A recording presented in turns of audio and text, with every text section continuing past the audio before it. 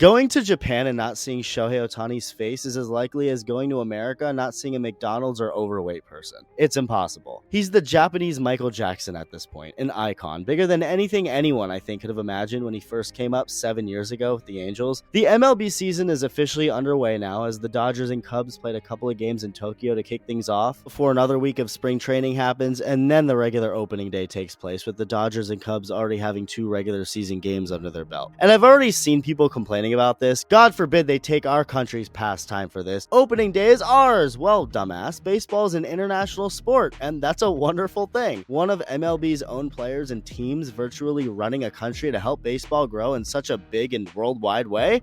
I don't know, maybe this is a hot take, but I feel like that's good for baseball. Having the Dodgers and Cubs, 2 teams that have a combined 5 Japanese players, led by, of course, Ohtani, play a couple of games to start the year in Japan. Again, maybe hot take, but that seems like it's great for baseball to do. And if that makes me a Glazer, put the whole thing in. And it's not like the regular opening day isn't being diminished in any way.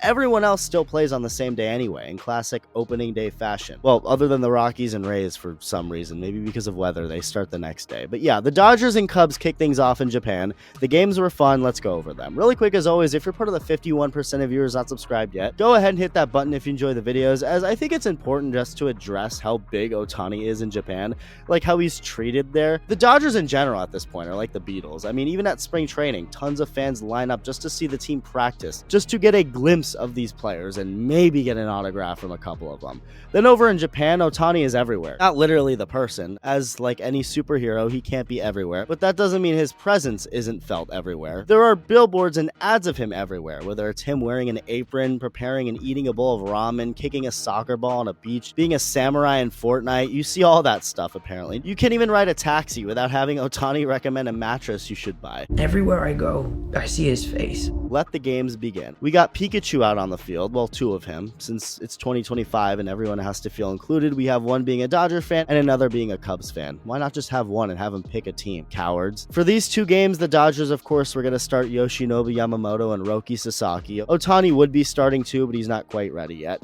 And for the Cubs, just as obvious as the Dodgers' decision, Shota Imanaga is the guy, also known as Mike, also known as Spider-Man. And Mike was awesome in his 4 innings, 4 shutout innings, 2 strikeouts. He did walk 4, and that ended up being a theme in these games, kinda, that went beyond just walks. The baseballs in Japan, apparently they act a different way. After the first game, when the Dodgers ended up winning, Max Muncy addressed how the baseballs weren't doing what they normally do because of a combination of them being at sea level, the Tokyo Dome, the balls having a rise to them, so a lot of the guys were getting underneath the ball, popping them up a lot. I also wonder if it has anything to do with how many walks some of these pitchers had, like Imanaga, a guy who averaged just a little over 1 walk per 9 innings all of last season, averaged a walk per inning in these 4 innings. We're getting ahead here, but Roki Sasaki had 5 walks in his start in game 2, so I wonder if the baseballs, like physically, I think they might have been a little different. But Yamamoto didn't struggle as much with the walks. Ironically, he walked the literal first hitter of the game, but that was it. The Cubs scored first on a Miguel Amaya double. It's 1-0 Cubs heading into the 5th inning. LA was actually getting no hit at this point. I mean, it's literally game 5 all over again, except it's not a 5-0 deficit.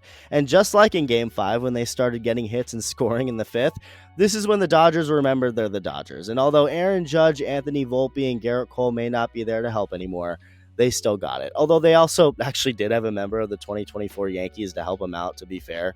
John Birdie, someone who actually talked about how upset he was with the Dodgers, what they said after winning it all, saying this spring it was disrespectful and it was as if they made it seem like they didn't even belong in the World Series.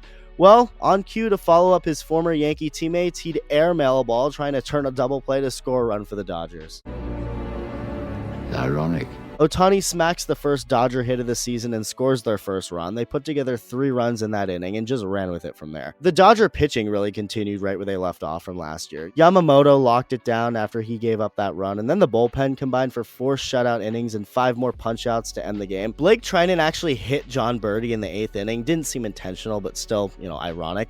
Birdie turned that into a stolen base, but it didn't matter. Like I said, everyone was picking up right where they left off. Trinan struck out the next hitter before getting a soft low line liner off the bat of Seiya Suzuki, the other Cubs Japanese star, before Ohtani smacked a double. Teoscar drives him in before Tanner Scott reminds everyone the Dodgers have yet another stud reliever. Next up, Roki Sasaki making his first big league start in his own country, which is cool. And bro was amped. He started the game off with 3 straight 100-mile-an-hour fastballs.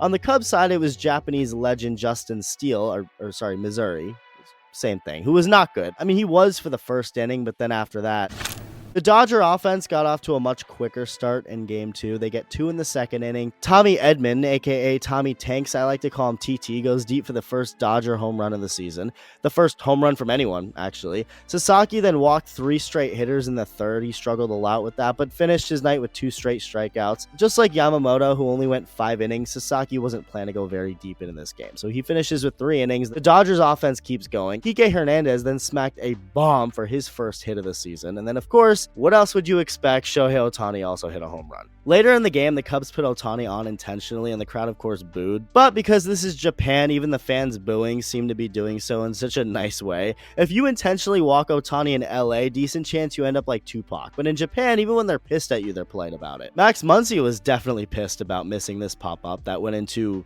let me check my notes.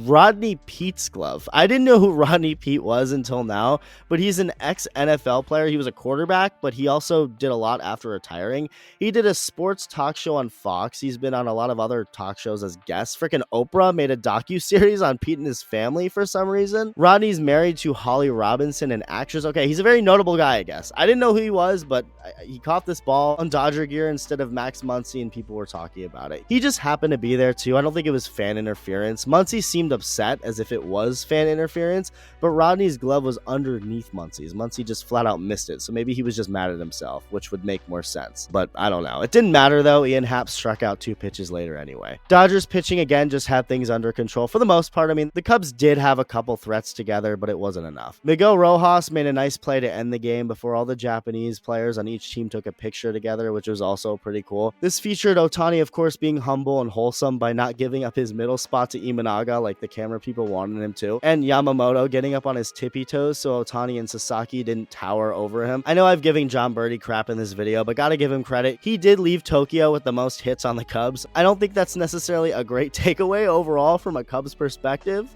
if that's who your best hitter was, but it's of course 2 games, who cares?